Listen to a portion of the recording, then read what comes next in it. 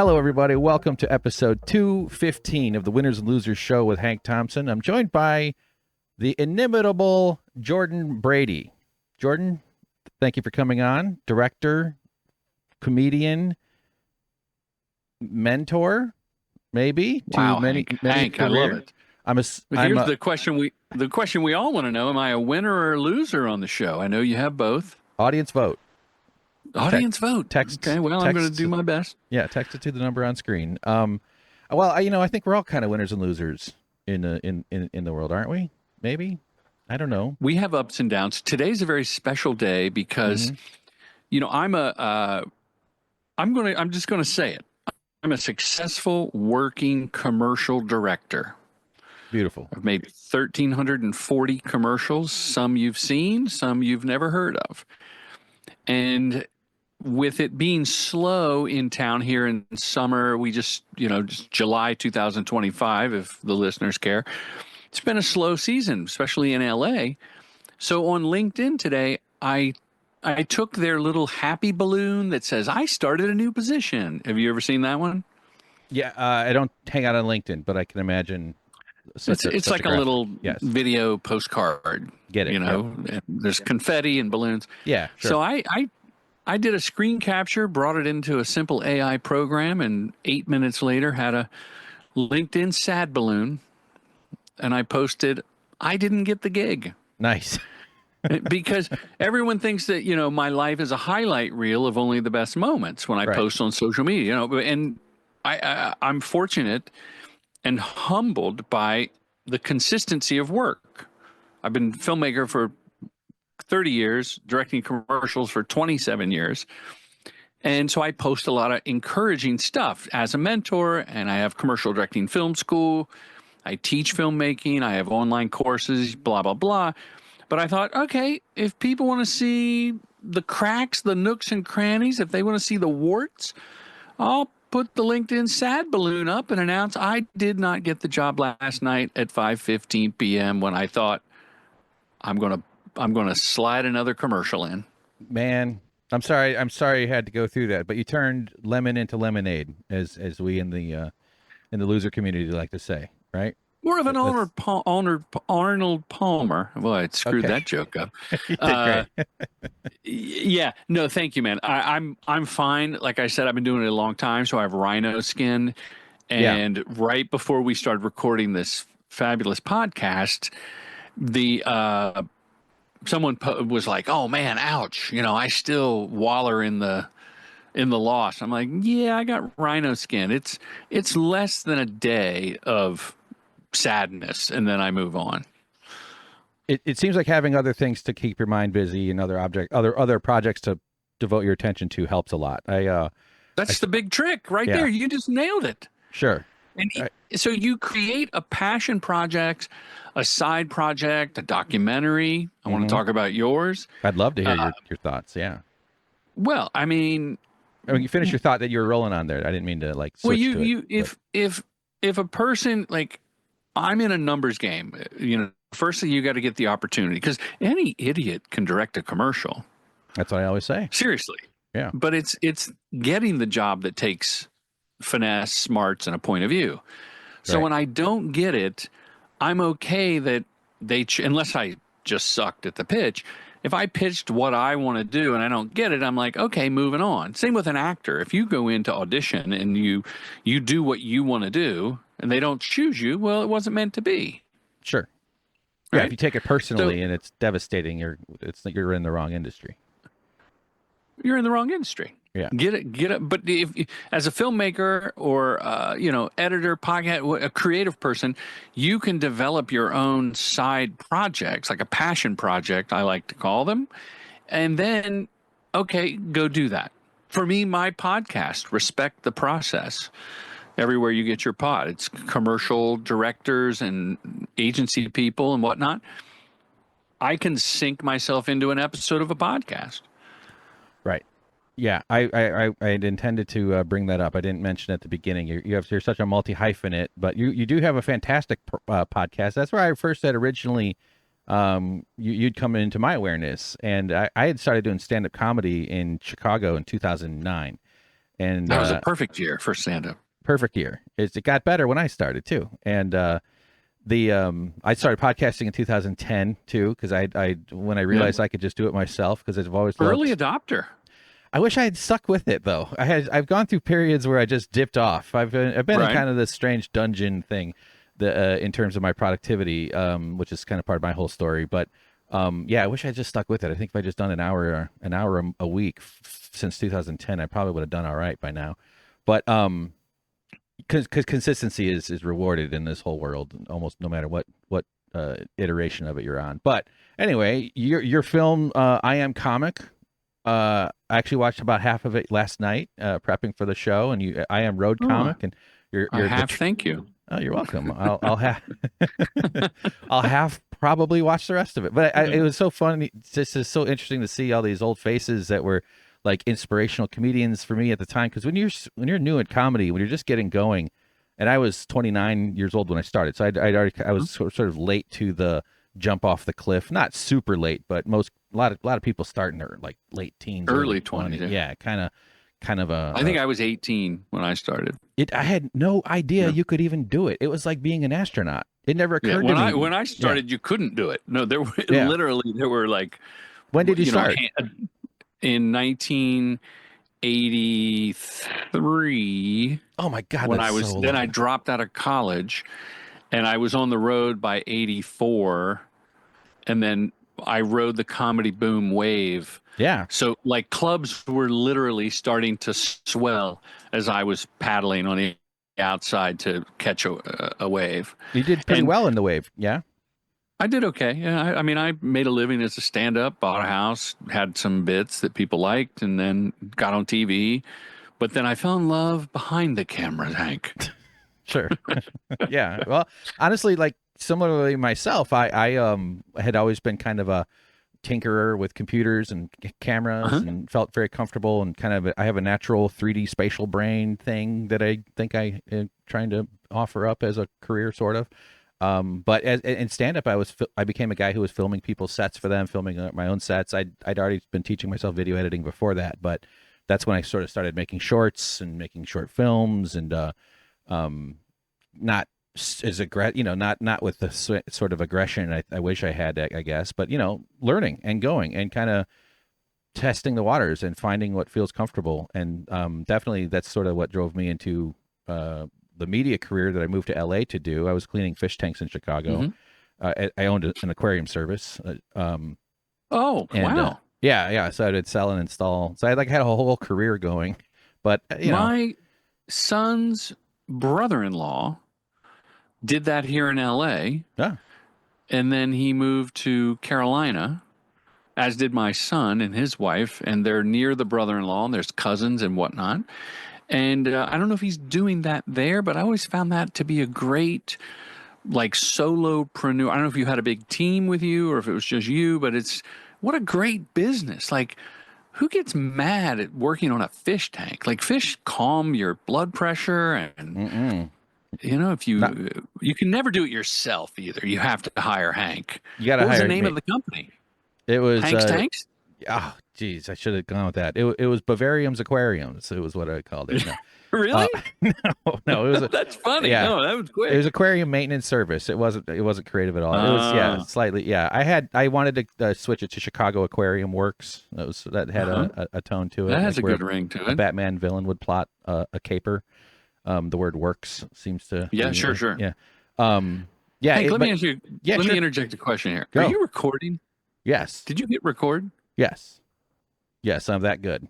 I am top notch. Okay, I only add, and you can. I don't know if you edit these, but for the listeners, I'm on a Zoom and I didn't see the notification that you were recording. I'm using and OBS. I just thought, oh my goodness. Yeah, sorry. I'm unfamiliar with Zoom. So Zoom will do its own recording for me if I told it to. If you want to, but you're using some highfalutin program and a special box. That's right. You're Hank Thompson, man. You got this on point. You got this on lock. I got a team of 30 animators. One does 1 frame a second. Really? They're amazing. Yeah. That's amazing. So I'm using OBS, which is so I'm just recording the left half of my monitor here. Thanks for checking on that, though. I do concern myself. Yeah. Well, I've made the I've made the mistake myself. I think my podcast I've done, we're up to like episode 656 or something like that. And I think two of them, I've lost a couple to the Ghost in the Machine. Sure. Like I shut the computer while I recorded to the cloud so it didn't process. Yep. And then I forgot to hit record with someone and I faked it. I actually like started recording and then edited it. And then one time the person what I had to like re-record my questions and edit them in. Oh my gosh. Oh, brutal. But I digress. So you're doing, let me get this straight. 2010, you got Hank's Tanks, you're cleaning aquariums, you're doing stand-up comedy. I'm going to say in 2010, it's the reigning kings of Chicago would be, I'm guessing, Aziz Ansari, Pete Holmes, TJ Miller, that generation. They were right before me. They had sort of just made their jump to Chicago right before I kind of got going. So it's an interesting thing. Or LA. You mean they went from Chicago to LA, or they were Chicago, yes, my mistake. Yeah, to LA. Into LA. So but they Miller, were like they made it. I'm going to do this. Yeah, because like the people who are a bit more established in the scene in Chicago looked up to them and knew them, right? So the guys that were ahead of me, Sean Flannery, CJ Sullivan, Adam Burke, and there's other types that you might names from Chicago. It's an interesting thing because there was one guy, Dan Ronan, poor guy, he died. He's so sad, but he's so funny. But he was ahead of me. He was like 22 years old, and I'm like, it's a decade older than he is. But I looked up to him as a senior in the scene because that's the way like the comedy is very experience kind of based in terms of the hierarchy and stuff. And it's such a fascinating. It's the one time in my life I felt like I had fit within some sort of community. Like I really felt like I'd always been sort of this weirdo and a little too smart for his own good, a little too stupid for his own good, just a mess of a head, a creative person. And then I meet comedians and I'm like, these are my people. These are all just a bunch of misfit toys, goofy weirdos. So it was a joyous time and also kind of a intense and stressful and exciting time too, doing comedy. Hannibal Buress would show up, because he was really Hannibal great. Buress was great, yeah. And he was like legendary within Chicago for doing multiple sets a night everywhere he could go, and he would turn up and just absolutely destroy a room. And I've seen like 40,000. I think I was doing it like 5 or 6 nights a week. Like I did it enough to get out of boot camp, and then I moved to LA to work for the Young Turks. That was actually a connection to that. Yeah. And there's a whole strange long odyssey related to that job. I definitely didn't think that when I drove across the country for this, I sold my aquarium business. It was this opportunity. I was sort of, it was like 4 years into stand up. So it was a bit too early to jump to LA, but I had this chance and it was like, I was sick of the aquarium thing. I was 10 years in. I had this video editing kind of skill. I'm a fast learner, very motivated. I show up but I definitely didn't think that, 10 years later, 12 years later, I'd be making a film called Tell the Truth, Jank, about how I had to unionize in order to try to get health insurance and pay days off. And that centers around like a very dramatic national political campaign involving, DC elites and lies. And, the film's about misinformation and trust and credibility. And it's a justice quest is what I've decided to call it too. So anyway. By the way, that's a good title, Justice Quest. Right? Yeah. Right. Justice Quest. And Justice Quest, and then underneath you could put Episode 1, the story of the Young Turks. Right. Yeah. That's good. I like that. You know what I want to do with you is I want to market the aquarium cleaning videos, Hank's Tanks Tips. I tried to start an aquarium YouTube channel called Shelf Life Aquariums, which was the intention was to just film high quality single shot tank videos for a fireplace video. Exactly, like fireplace videos, like spas and stuff. In fact, if you look behind me, like there's a couple of tanks. One is a 2.5 gallon shrimp jar that I keep underneath a black sea monkeys shroud. In there. Exactly, sea monkeys. Those are my friends. That's my audience. And he quit comedy to live with sea monkeys. They're called watch monkeys. Um, they the red cherry shrimp and a little. So I have two tanks here. They're underwater planted tanks designed for neglect, which is a secret. Interesting. Yeah, yeah. The best thing you could do to yourself is to increase the amount of neglect you can offer your pets. But and every time the shrimp have babies, I'm like, oh great, last thing I need is another 60 mouths to feed. Jeez. Now they're not edible, right? Everything's Could you? edible. Everything, But could you sure. put? Yeah, sure, sure. Could you put them on in a spread, like some sort of you know, Yeah. like I an mean, anchovy paste, sea monkey paste? yes, you could. It's possible. It's within physics, but I wouldn't film that part of your day if you chose Gotcha, to try it gotcha. out. Yeah. No, But they're definitely you not know, the eating kind of shrimps, but you and I could really. I never. I was thinking instructional videos, but I like your idea better.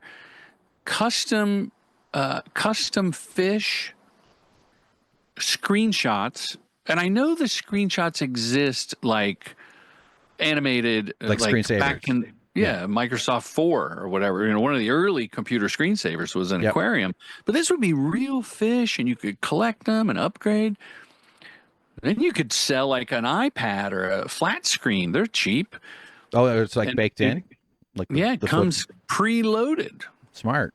See, No yeah, one would buy that. I love your the way your brain is just advancing this like a Shark Tank guy like this. Like here's how we could scale. I'll get 40% for 10 Right. for equity. No, but and I also like the fireplace thing.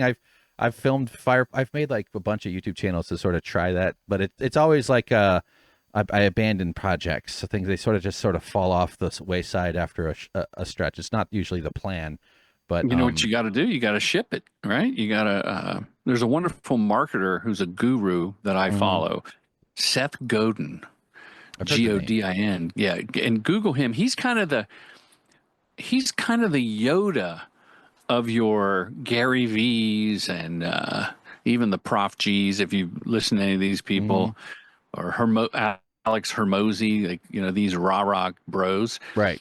Which and anyway, Seth Godin is always like, the perfectionist is what kills the artist. The Yeah. perfectionism kills Hmm. the artist.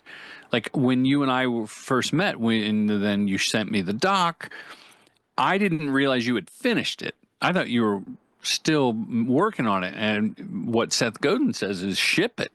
Like at a certain point, you got to be done. Right. And sure, it could be better. Every filmmaker says that too. You go, I just got to do one more pass. Well, It's interesting. please Go ahead. go. No, I want to hear you. Oh, I want to hear your thought. well, I am comic, which is now like 15 years old. I think it came out in 2010. Hmm. And it's interesting because we discovered or happened upon a young Nikki Glazer who was like 25, somewhat plump, and an open mic, just graduated out of it. She was Yeah. working. Nick Kroll, who I'd never heard of, gave a really dry, funny interview. He's a kid in that, and then he's gone on to, I mean, he's super funny, Right. and some other people as well. But and then the stalwarts that are now like have retired, like Tim Allen. I don't Yeah. think he does stand up, doesn't need to. Sure. But what was I going to say? Oh, then I Am Road Comic is with T.J. Miller, Mark Maron, Maria Bamford.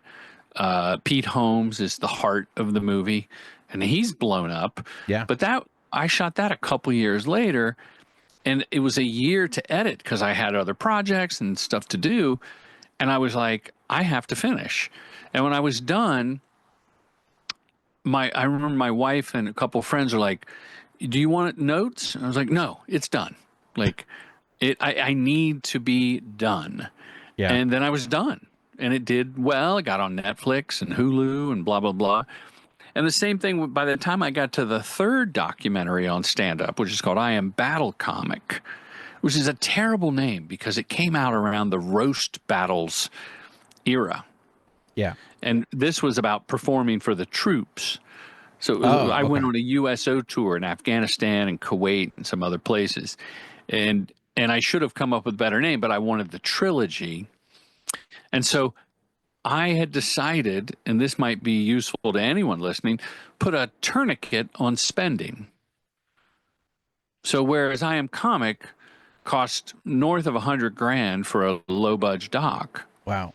And mostly that was rights and clearances. And then by the time I got to I Am Road Comic, the fair use laws had really come to light.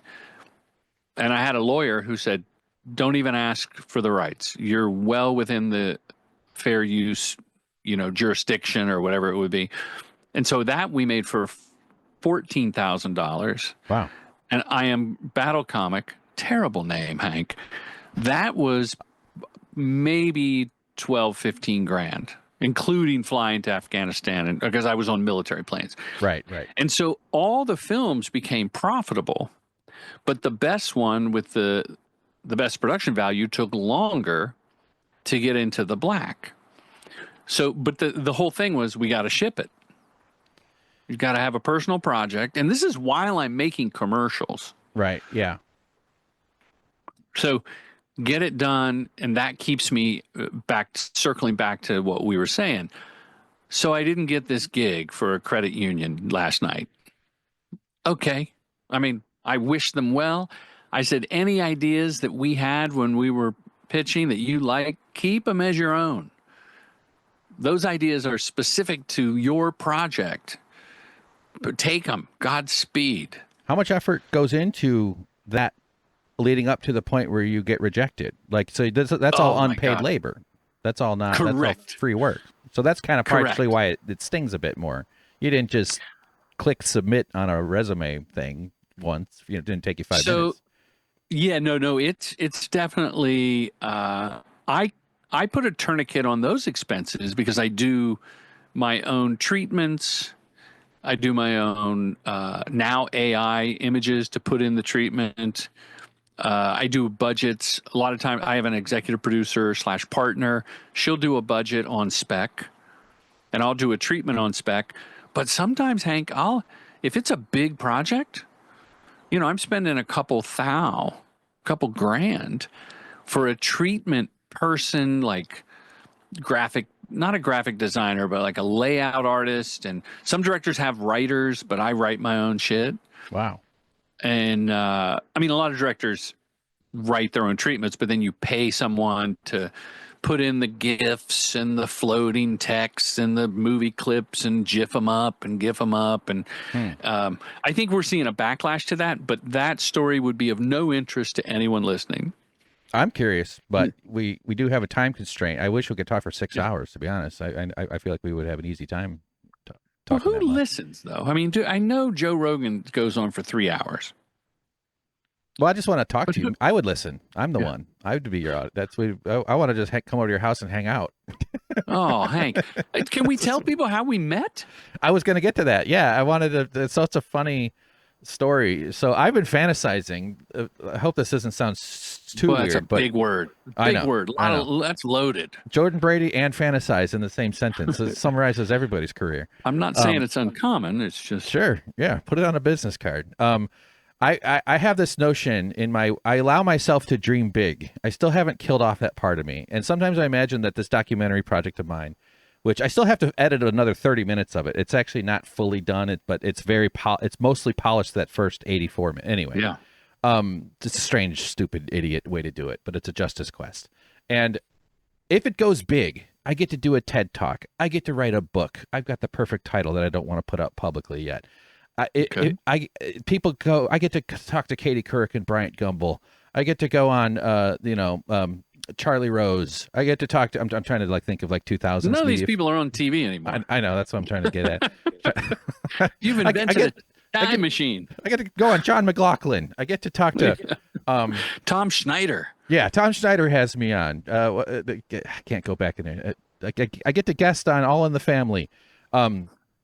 Anyway, things go really well, and it becomes, because I think there's a dramatic story here, not just the story in the documentary, but the idea of a guy who just refuses to fucking take it and go away. You're supposed, because the system wants you to shut up and take it and move on. It punishes you. There's no rules written. Making a documentary called "Tell the Truth, Former Employer" is a really bad way to it's a great way to make yourself more unemployable than you already are. Sure, you're like the Roger. It's like you're Roger and Me. If you know that Yeah, and seminal honestly, Michael Moore film, it's on my very much like that. on my GoFundMe, it's very rooted, inspired by the spirit of that. I say it in the opening Yeah. paragraph of my GoFundMe is like, my dream is that someday people say this guy is like a Michael Moore type who is, in his first film was this crazy movie about unionizing young Turks, and then after that did well, he got to make lots of other great movies, and that's my dream. But like when it goes big, it also becomes a feature length movie, like a narrative, not fiction, but a narrative dramatization of this thing working and all the dark sides I've had, because I've struggled. I wrecked my wrists at a woodworking job, so my wrists are hurting, and I have, this learning I'm autistic. It's this major moment in my life. I think I even told you that at where we met, but I'm going to get to how we met. That's how we met. You came up to me at the supermarket and blurted out, "I'm autistic." Yeah, that's what I do. That once a day. That's how I get my. I said, and maybe I have some Asperger's in there. Yeah, you're like, I have too. I'm like, well, here we go. We're friends for life now, pal. You ruined it. But so in this dream of mine, in the narrative dramatization of this whole difficult project that leads to triumph, that gets me a TED Talk, gets me on the McLaughlin Group, somehow, and I'm going to put a lot of pressure on you right now. I hope you can deal with it. I'm sure you'll be fine. Is that your introduction into the story would be like middle of the movie somewhere in the dark side. We haven't yet met Jordan Brady. Yeah. But you come in because you have all this like experience, and I think our stand-up linkage is very very important. I always feel like stand-ups have this kind of sacredness about it in a way. Of course, an unspoken brotherhood, sisterhood, and other. It feels like it, yeah. Can also be some massive tensions, but that's okay too. And so your introduction into the storyline is like the champion I needed, the someone that I came. And I know I'm putting pressure in it. I'm not expecting you. I'm not going to blame you when it all fails, but that like because I've been trying to do so much by myself, and I've had such a struggle. It's been so weird and difficult, and I overthink. I stress myself out way more than I deserve or need. And I need someone to kind of pick me up and point me in the right direction and help me get to where I need to go. And my money situation is really bad. I'm about to move out back to Illinois. Yeah. Like I'm in a real tough space here, trying to raise $50,000 to pay my roommate $35,000 because he funded the film because of rent debt, and that's it. And I need 12 or 15,000 to pay for 6 months of editing. That's why I'm trying to reach 50K on my fundraiser. Gotcha. And so you're saying I'm like a Billy D. Williams in your Star Wars story. Yes. I was. Yes, I'm an ally, not quite a Jedi. Yes, and also can rock a cape. No, it takes a very confident. I can rock a cape, a short cape too, not just a long flowing cape. That's long flowing capes are evil. Butt length capes, you're getting laid every night. Yeah, no doubt. If you can pull it off. Going to the grocery store and announcing to strangers that you're autistic doesn't get you laid, but yet in this film though, of this dramatization, where it ends with all-consuming victory, which basically just means that the powerful person has to tell the truth. That's the justice moment, is someone who lied tells the truth. But your introduction in the movie, I can already picture the shot. You're centered in the frame for some reason. I don't know why, but it has to be in the middle of the frame. And the way I saw a guy, and I'm really good with faces, and I just sort of recognized someone who I thought I was like, that's Jordan Brady. And like my head knew it because I used to listen to your podcast a lot. I've often entertained the idea of going into advertising. I actually almost became a copywriter before I started the aquarium thing. Really good with words. I think I would have done probably very well in your kind of line of the world. And I just saw you, and I have gumption, and so I was like, I gotta go talk to him, because I also knew you're a nice guy from your show. You never know until you really meet somebody. Oh, thank you. I saw it, but I just can picture the moment where you're introduced, and it would be a guy outside a grocery store in the evil whiteness of the midday sun. It's an ugly light. I think it's obviously well lit, but it's that bearing sunlight, standing next to the garbage can, fiddling with a package of food, eating Pop-Tarts. There's something so I violated such an intimate moment that it seemed like you were having right outside the grocery store. You couldn't even wait till you got to the car to open up the Pop-Tarts that you were eating.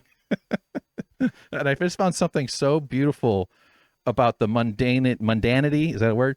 Of you not, you didn't need some asshole to come staggering up to you whose beard is half gone or 90% gone, and then start rambling about documentaries and comedy, and then he brings up he's autistic. So I just have this notion. Sorry for rambling here, but I just have this whole feeling of like how beautiful of scene that'll be, because it'll be intentionally boring and ordinary. But there's the hero, there's the champion the hero needed to see his way through to the end of the dungeon, eating Pop-Tarts outside a grocery store, and then you threw away the Pop-Tarts. You didn't even finish it. You said it was bad. So how do you feel about everything I just said? Wow, I love it all. I hope that in the movie version, Brad Pitt will play me. And me. Or Sam Rockwell. Might be a more accurate choice. Yeah. And that character wears a short cape. Everything as you described, but with the short cape, which I think the fantasy element in fictionalizing your story might be an interesting thing. And maybe there's a musical number if you get Sam Rockwell. He's an incredible dancer. Didn't know that. Now you've got a little La La Land element to it that the kids love. First of all, for the listener who's still with us, I was indeed eating stale Pop-Tarts. I have a sugar addiction. And even though my A1C is finally under control, when I go to Ralph's and I pick up things for the lovely wife, what I'm not going to do is bring brown sugar cinnamon Pop-Tarts home. I see. So it's worth the $3.79 to eat one, maybe stash one in the car and throw the box away, or give them to, there's usually a homeless person outside that Ralph's. Yeah. So I usually give them, like if I get some zingers, I'll eat one, I'll give them two. But I mean, I'm truly addicted to sugar. So I sneak a little bit here and there and I don't bring it home. When I'm healthy, I'll get the price discounted kids snack for like 79 cents. It's got some cookies, grapes, apples. Oh, I and see. Cheddar. Those little things. Little healthier. Okay, so here comes Hank. You're a larger fella. Yep. And you say, "Are you Jordan Brady?" And then the former stand-up comedian in me, because I've been in remission for years, lights up like a schoolgirl being asked to the prom. Like, oh, someone actually gives a shit. So I was flattered, and you were such a nice guy, and you weren't aggressive in any way. Oh, thank God. I always feel like and then I asked to take a selfie with you because my daughter always hears about people that will go, "Hey, I saw your stepdad. I listened to his podcast. I watch his video. I follow him on Instagram, whatever." So I'm like, how there's like A-list celebrities and D-list celebrities? I'm a Q. I'm a solid Q. More of a T. Maybe a T, a T level celeb to a handful of people, And by the way, to bring it back to my mentor, Seth Godin, he's like, seek out your smallest viable audience. Have you heard that theory?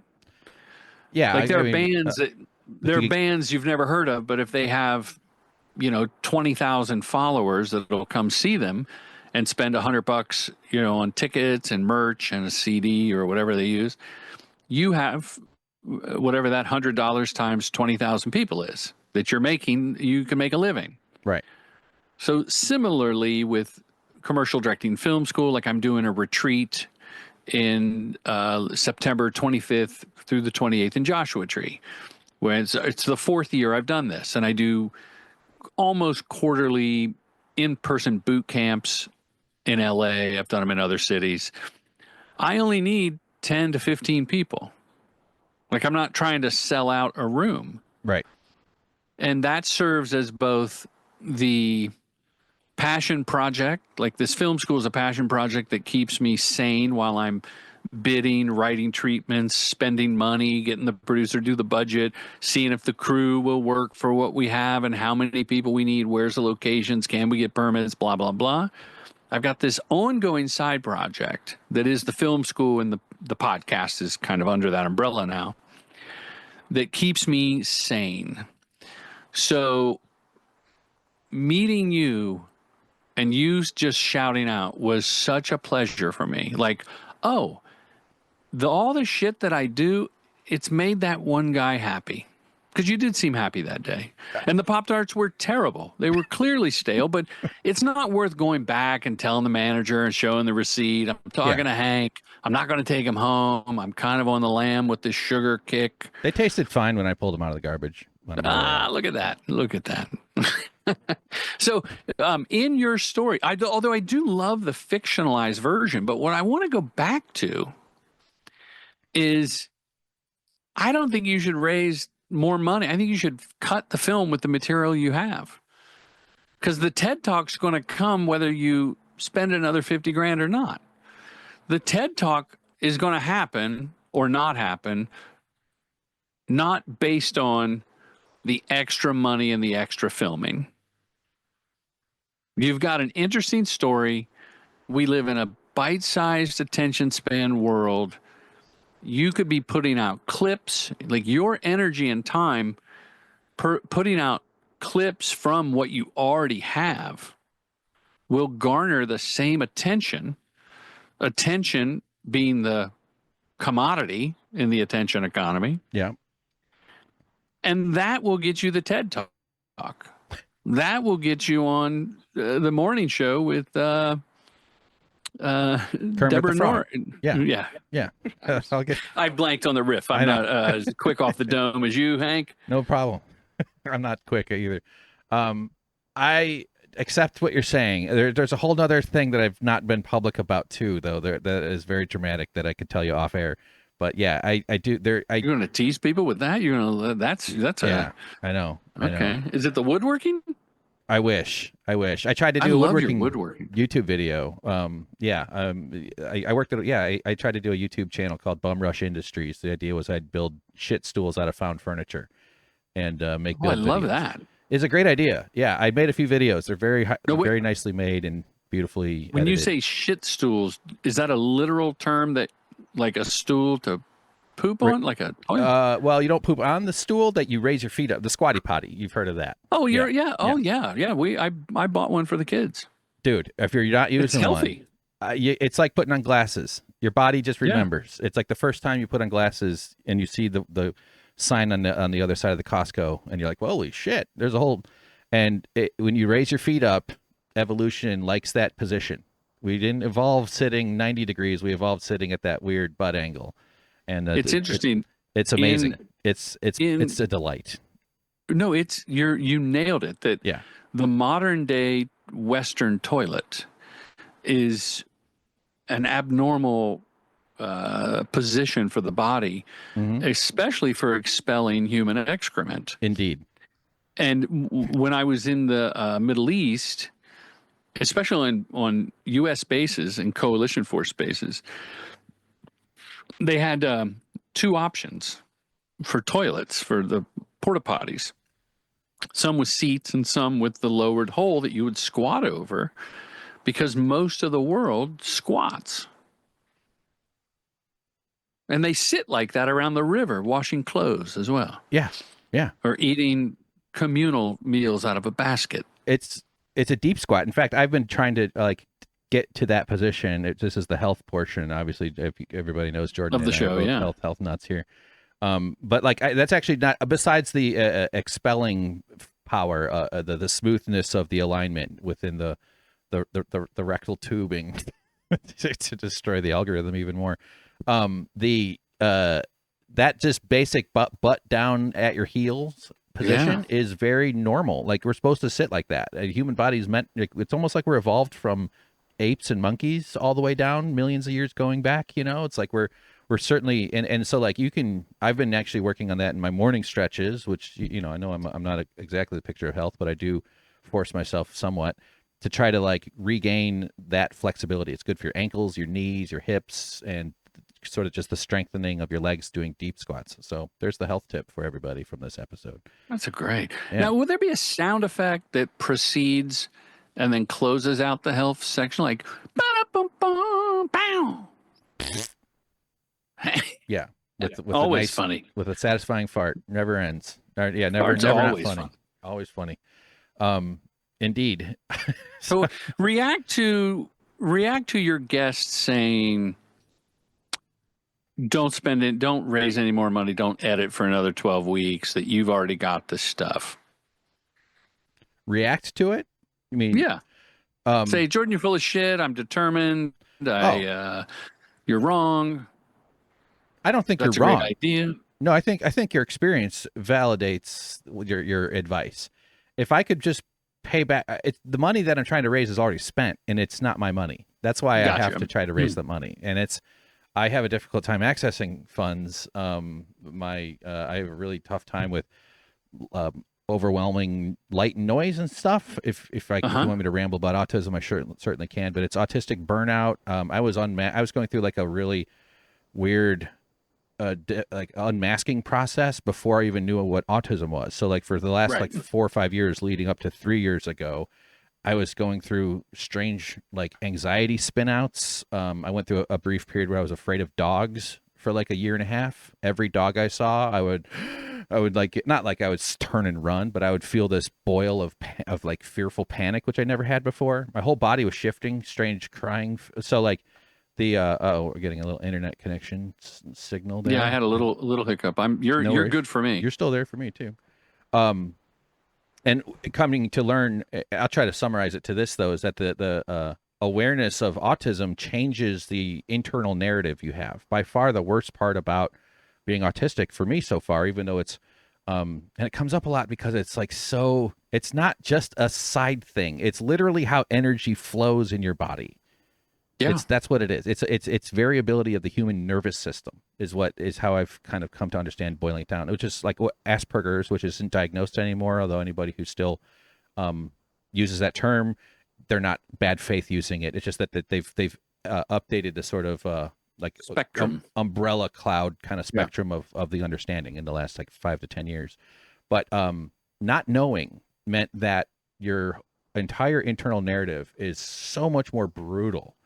It's like the tools of torture are so much more there and always being used. And I've been through every single stage of like late identified autistic story, kind of classic stuff, like all the way down to childhood, the difficulty with social things, difficulty with friendships, strong presenting like academic possibilities, but also can't really pull things together, late developmental stages with girls, with developing your, sense of self. And then you add a couple of layers of good old American, messed up white people, fucking up white people, that kind of, childhood stresses can layer on even more. And so it's addiction. I had a drinking issue that I had to reconcile with.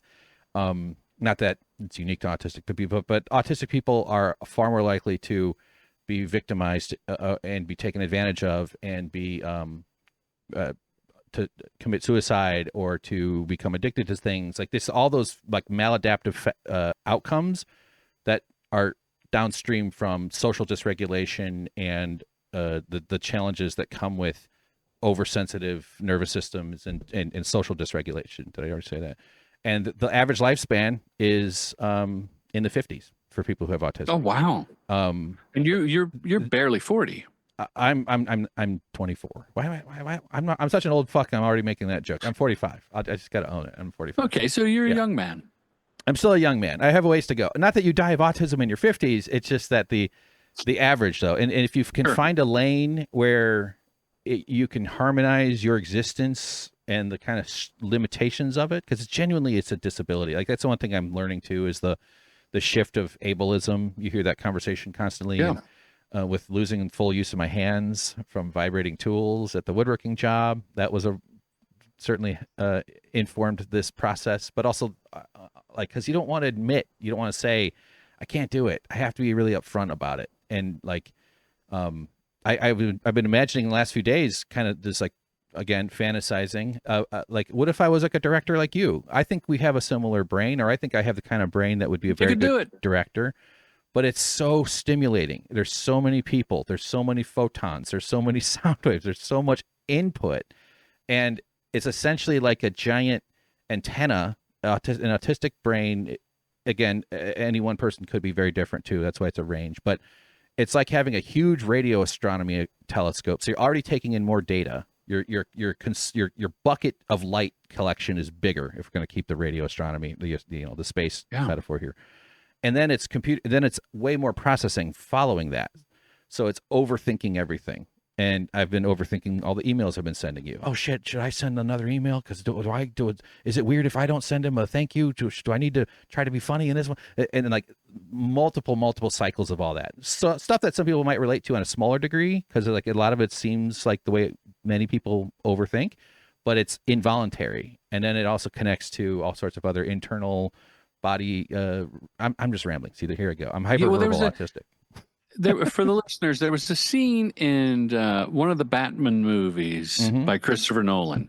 I think it was the last one with Lucius Fox. Am I saying his name? Yep.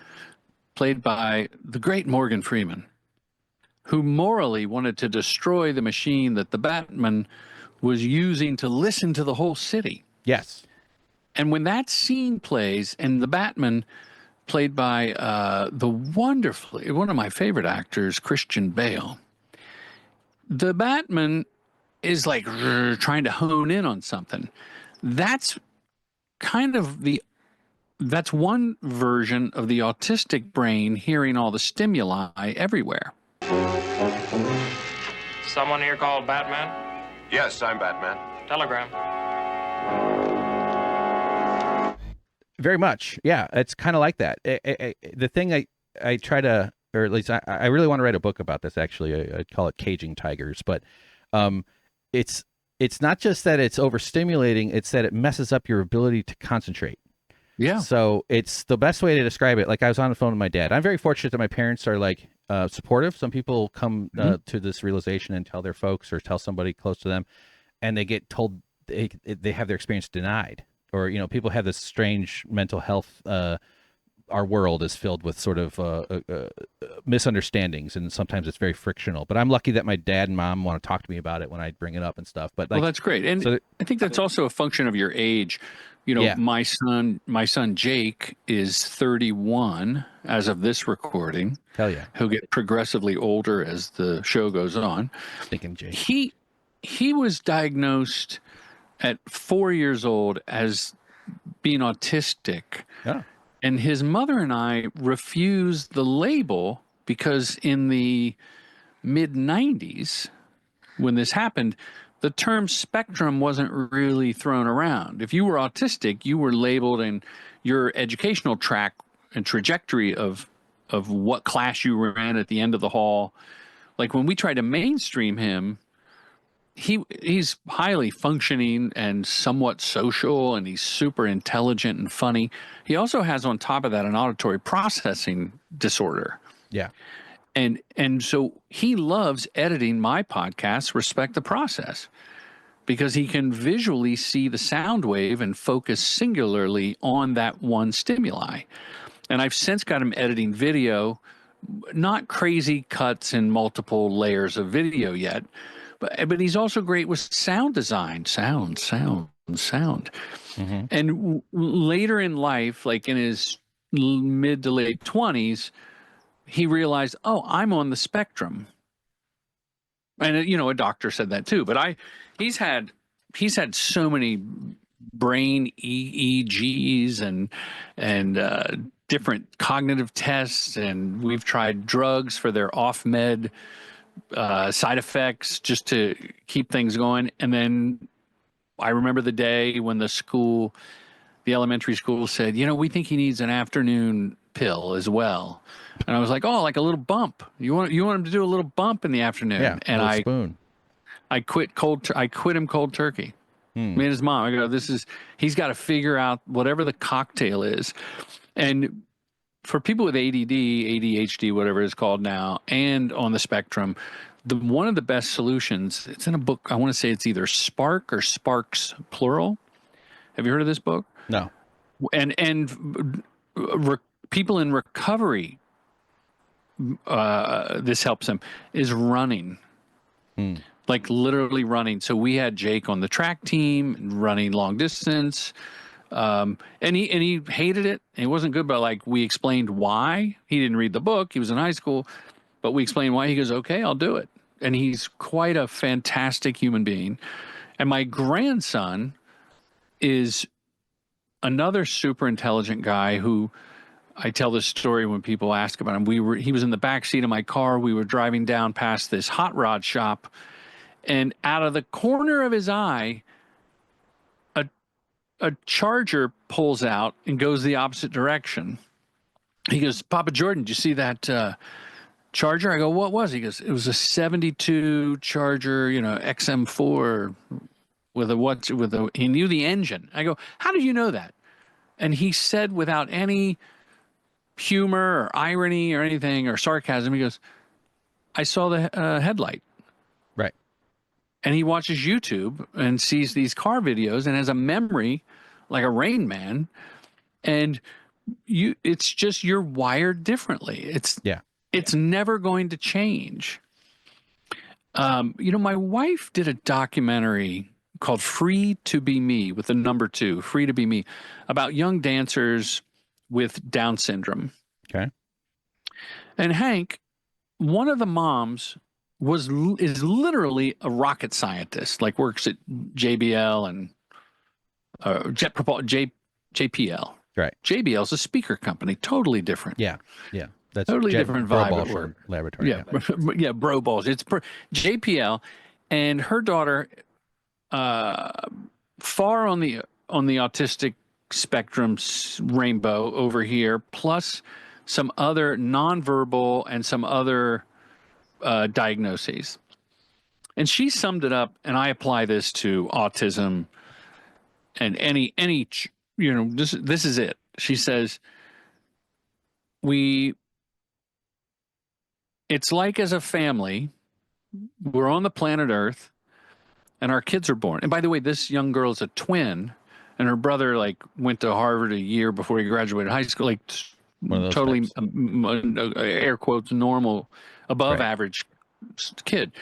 And they love each other. This is so magical, but I digress. The rocket scientist mom says, it's like we had our kids, and after a bit we knew something was different, so we got in a spaceship and we went to another planet. So it's not trying to live on Earth. It's we've been, this is our life. We're now on this new planet, and this is what we do to function. So, with Jake, I was supposed to see him today. He's going to edit a podcast. He's going to make some social snacks out of an episode we did a few years ago, and we adapt to what he can do. And of course, I push him to do some stuff. I'm always saying, play the card. Like, if you're going for a job, play the card. It's very trendy now. I got autism. I'm on the spectrum. Right. Make them guilty. They're not going to hire you. So I'm not against that. So Hank and his family are kind of on a rocket ship to this other planet, because you found out later in life, when the terminology was different, the diagnosis was different. And back to the movie. Look, I don't get a vote in your movie. I just have a small part wearing a cape, eating Pop-Tarts. Yeah. But I think that the outcome for Hank and Hank's bigger goal is not affected whether you spend more time and money and everything. I don't think you owe anybody anything. I think in 5 days you could edit the movie and have it done, and you could ship it and start promoting it and get on the morning show with Maria Shriver. Wouldn't that be nice? Yeah, the day that she gets divorced from Arnold Schwarzenegger. That was a big chunk, Hank. That was a big chunk. I appreciated it. No, I'm throwing big chunks at you as well. And the whole childhood screening is vital. Like, it's such a gift that your kid got that he knew earlier than learning in his 40s. Mine was a very weird way. But I wish, sorry to interrupt. I wish I would have, at age 4, in the 90s, right, gone, okay, I get it, and got the state funding, got the da-da-da. Well, that's true. Yeah. And the only little bit I had of knowledge of it was some kind of notion it was this childhood thing with hyperactive something kids. It looked like it was a really difficult. All I knew when I tapped on this article that said autism was that I knew I wasn't autistic. I didn't know much else about it. I'm very hyper aware internally. Like, I know where my library is full. My Premiere Pro library is very full Da Vinci is filling up, but my autism library is like a little post-it note of nothing. And I was like, I don't actually know what it is. No one ever told me. And then I tap on an article, and then I read 6 paragraphs that describe my entire life with more accuracy than I'd ever. What was that feeling? seen. Was there like a sense of relief? Like, did a lot make sense? It was see, it's yeah. Sorry. You okay, man? No, I mean, that's what the feeling was. It was yeah. Sorry. That you're not weird. Well, it's that there's a lot of other weirdos. It's like at least Yeah. there's a tribe. I mean, it was the most important moment of my life. Oh, that's beautiful. That's beautiful that you found it, whether it was 4 or 45. Yeah. I mean, at 42, not to be correct, but like 3 years ago, I learned, and it was just like, and I didn't decide I was autistic after one article. It set me down this course, but I like sat up. I mean, it was like a bolt of lightning. I was like, holy shit! Like this is not. I was stunned. A lot of people learn because their children get screened through school, and then they learn about that, and then or maybe somebody in their family they kind of know, and they eventually sort of come. But this was just like a bolt of lightning hitting me. So like, yeah, it changed my life completely. And after months of research and just sort of finally realizing there's all this other complex online politics and stigma and misinformation, and so it's this massive thing I had no idea was even out there. This whole concept, and I can't stop talking about it because I'm fascinated by it. But well, plus it's new and it's your identity. It's like it started to rewrite the story of hatred I have for myself. It started to erase that. Wow, that is a huge nugget right there. You just dropped. It started the beginning of stopping to hate yourself. Yeah. Man, I wish I was there to hug you, Hank. I'm serious, brother. I'm serious. Yeah. Look. And I was rough on you about finish the project, and I realized you may also have like a obsession, a little OCD. Mixed in, right? One of the autistic traits is a sense of justice, like a strong sense of justice, which drove my interest in like wanting to work in media and online progressive media and stuff. I was sort of drawn to that too. But like, this was like a sense of justice thing that I can't really let go. And I kind of made a conscious choice of being like, either I'm going to be hating myself for not doing something, and it's going to stay in my brain for the next 40 years. Like I have a very powerful old memory. When I say old memory, I mean like my memories don't really get old, is what I guess a better way of saying that. Like the nerve endings are overlapping more in autistic brains. There's a thing called synaptic pruning that most brains go through, where you develop and then they kind of die off, like trees sort of respecting each other's space. But autistic brains There's just clutter. Yeah, they kind of don't really do that. So the overwiring sort of like kind of just layers in. And so when you experience one piece of it, that also creates blood flow into other parts of so like the whole internal world is this extra juiced up type of thing. And it's not true for every single autistic person, obviously, but yeah. And so like what you're offering, it sounds like to Jake and to your own understanding is that trusting, having someone trust you is everything. So, it also, I don't want to say lower because that's not the correct word, but it definitely changes your expectations when you accept, my wife and others, because I was on Ritalin when I was 5 in the late 60s, right? And I was too hyper. They call me hyper. Yeah. And I definitely have OCD and I definitely have ADHD or ADD. Like but I've learned to cope with it. And if we can all kind of come up with our own coping thing, which is, I compartmentalize both emotions and jobs.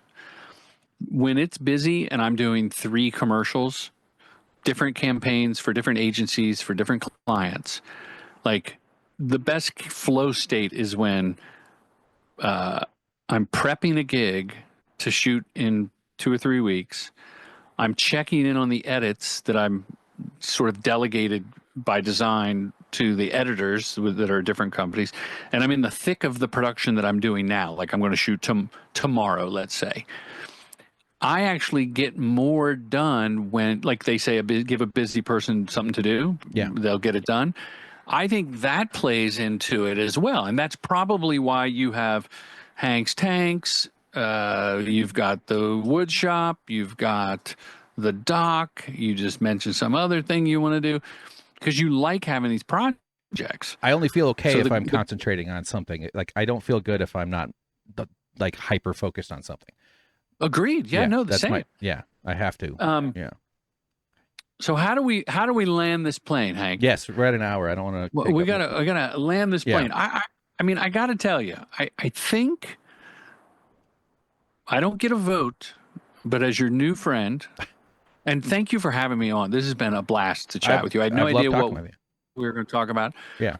I know it's kind of a lefty. I heard the episode with Mr. Bennett, I think his name was. Yeah. Anti-capitalist, ranting and raving, and yeah. Yeah, I'm a conscious capitalist. Sure. Like I'm a small business, and I obviously trickle down never worked, but I do believe that capitalism has gone awry. And as we talk, this big beautiful bill is going to gut a lot of fucking things. It's like really sad. Yeah, what's happening? It is. So I'm kind of glad we steered clear of that. But I really appreciate you having me on, and I want to keep our friendship going. And I think that putting a bow on one project, and maybe Hank taking a look in the Hank mirror and letting something go. Like set those sea monkeys free. Turn them into paste. Turn them into paste. Poop them out. Wow, the ultimate callback. Yes. Turn them into paste. Pound them with that hammer. By the way, pro tip for your website, for anyone listening, I think you need to put either a dollar bill or a quarter or a Coke can in some of those beautiful woodworking photos. Just because I don't have a sense of scale. Oh. Okay. Like I know the hammer now is a big Thor hammer. Yeah. But there's this thing that looks like you could put tea light candles in. Yes. Okay. Oh, okay. Yeah. I don't know how big it is. I see. I don't know if I put my weed in there. Yeah. Okay. No, I hear what you're saying. Yeah. I know what you mean. Yeah.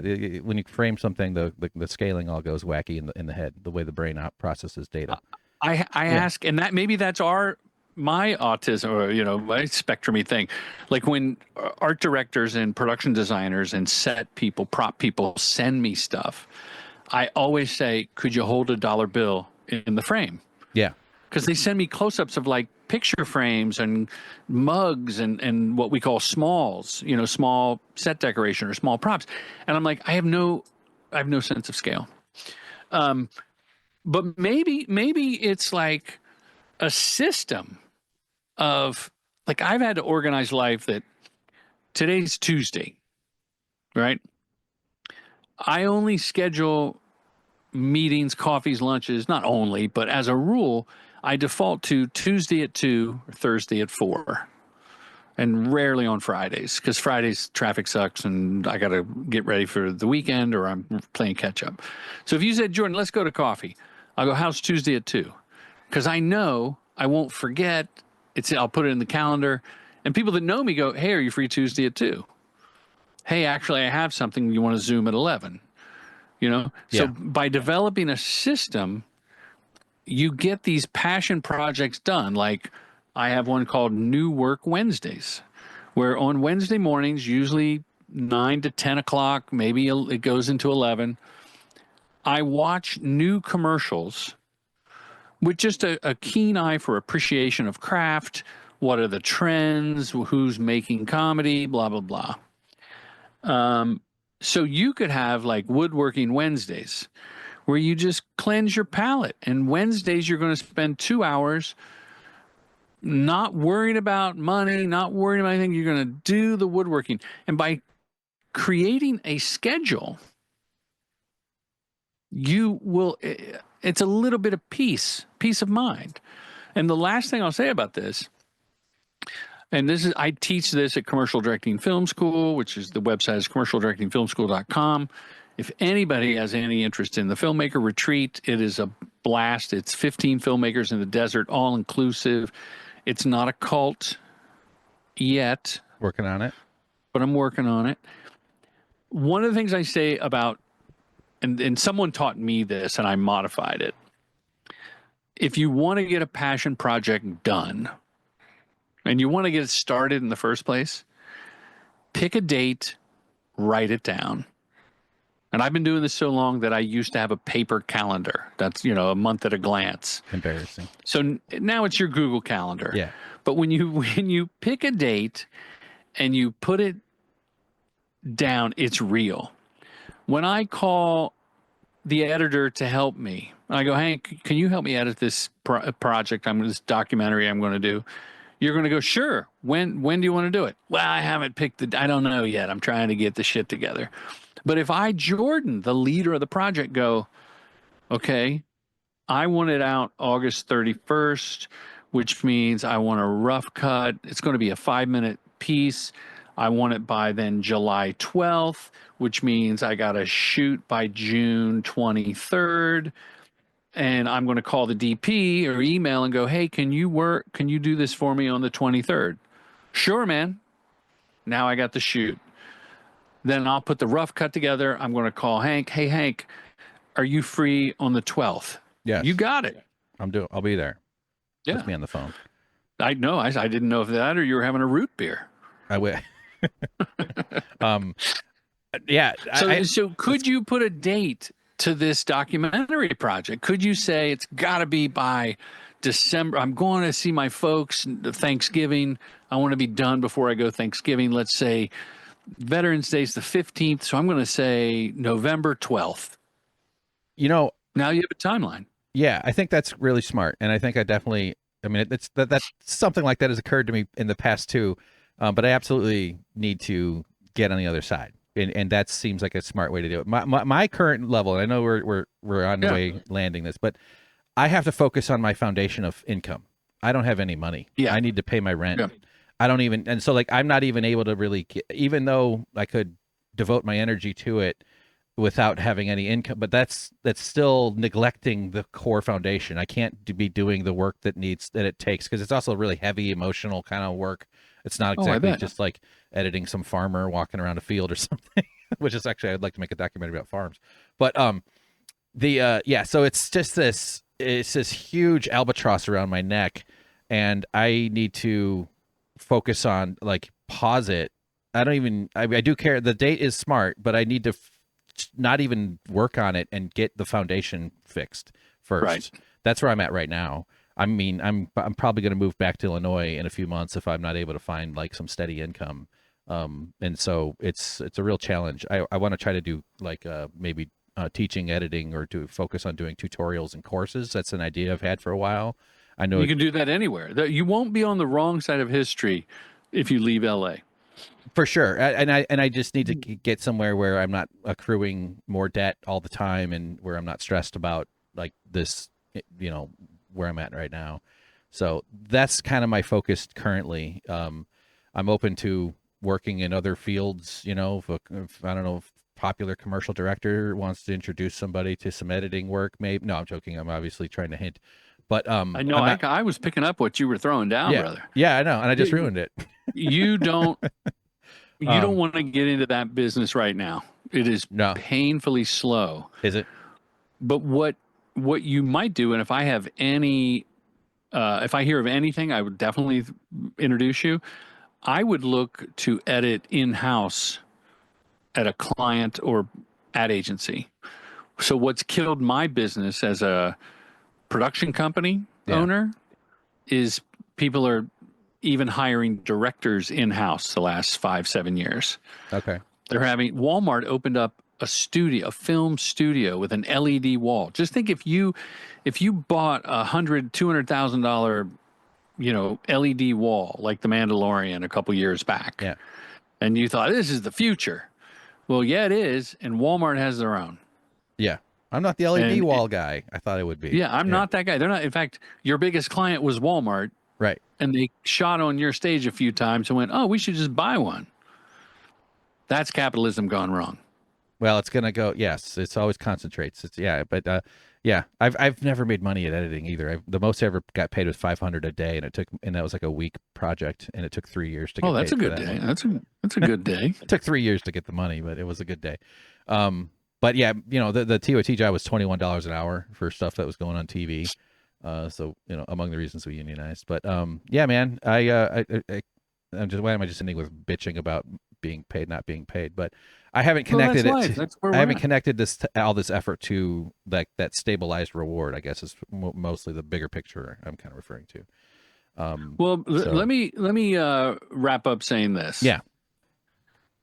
To you and to the listeners, and I'm saying it to myself as well. I'm not pretending to be some guru or I have the answer, but don't beat yourself up.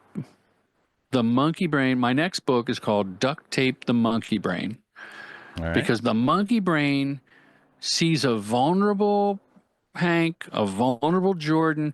One of the reasons I made that LinkedIn post that said I lost a job, a little sad balloon, was because I want to sort of exercise, like an exorcism, the demon of the monkey brain. Like, you're not going to get the best of me. I'm going to make a joke out of it, get some impressions, and maybe someone will go, hey, let's hire him. Like, I'm going to own it, the loss. I'm not going to stew in it. Yeah. So between proactive, just cleanse yourself of these bad thoughts, and having a system that gives you a weekly, if not daily, routine.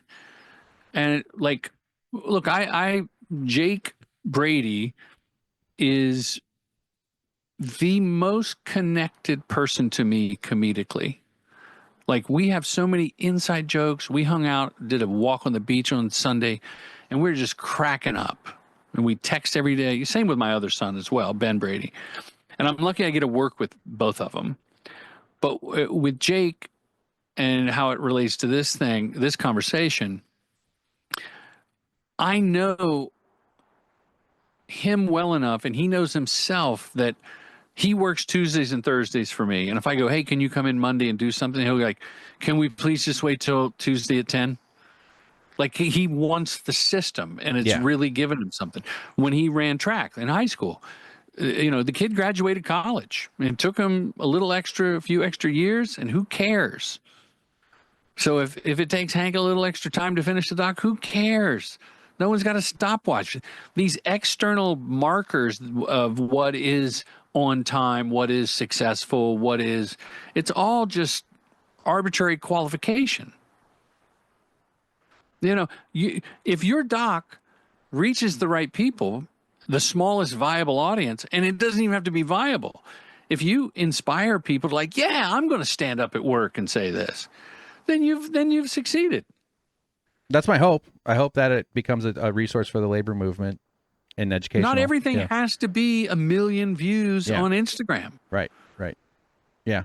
I agree. Tell your union friends. So you're in unions, and I was going to bring that up, but I'm not going to ask you to go on about that. But your work is intersected with SAG and with DGI, and I think that's all, great stuff. Like, so many people benefit from being in unions. They're imperfect institutions, wonderful health insurance. Yeah, I have wonderful health insurance, and try to do every job union. And I say try because sometimes if I've shot in Texas, it's a DGA job because the company is a signatory, but it's a right to work state, and it's just not. Yeah, I get it. It's not. They don't want to work union. Yeah. I mean, maybe I can't speak for what people want, but I know in Texas and Florida and some other places I've shot, the crew is non-union, but we treat them with the same respect, hourly wage, lunches, courtesies, and maybe they get a little more money in their pocket and they buy their own insurance. I don't know how it works. Sure. But I'm pro-union, and I see, my opinion is, not that you asked, but no, please. I think in LA, the unions for film crews, I don't know what they think either, but I get the impression that they believe the production companies are the ones screwing their members over. When really, we're trying to make a number work that the ad agency or the client gave us. And the ad agency isn't really to blame. They're marking up, their time and billable hours to their client. But it's when you have, like, I remember doing a commercial when viral, air quotes, became a term. A guy from Microsoft wanted to do a viral video, which was like, oh, I guess this isn't going to work because you're actually asking for it to be a viral video. Yeah. Yeah. Right. Yeah. Of course. So it was like 2005-ish, right? But his budget was $110,000 back when we were doing a $300,000 a day for LA union shoot. So we did some low budget agreements and it was all union and everything. But the guy was like, yeah, I got a lot of money for my division. Because Microsoft said, you should be making this for $80,000. This guy gets 100 plus thinking he's hit an oil vein. And we're all going, what the fuck? Right. So right. there's a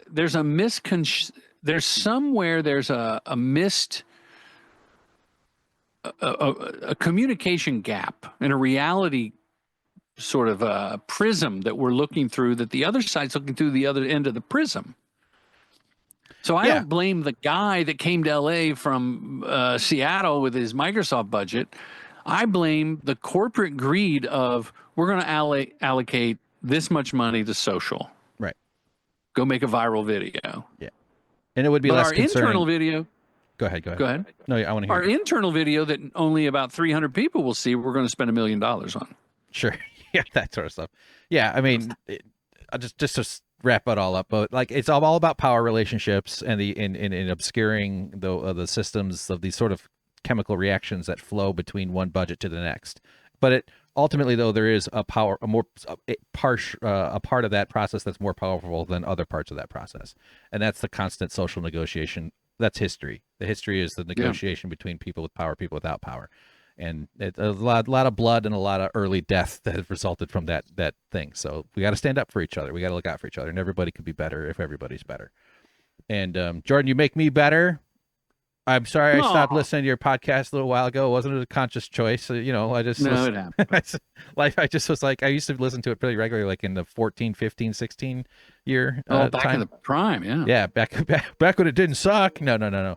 But I'm so impressed with your vibe, your tone, your mood. You really do put people at ease. I'm sure that's a major factor in your success and how you're able to put out so much stuff. I mean, I do. This is going to like burn up my entire day just having this conversation. I won't be able to focus. Well, thank you for having me. I hope we got to grab coffee. I would love that. Yes. Next week, maybe at 2 on Tuesday. I'm around. And there's a place I love that I'll treat you to. That's great. And I'll show you my Prius. We'll learn more about each other. Dude, okay, thanks, Hank. Take care, man. I'm stopped. Goodbye, everybody. Thanks for listening to the episode. I don't usually end it that way, but bye, Jordan.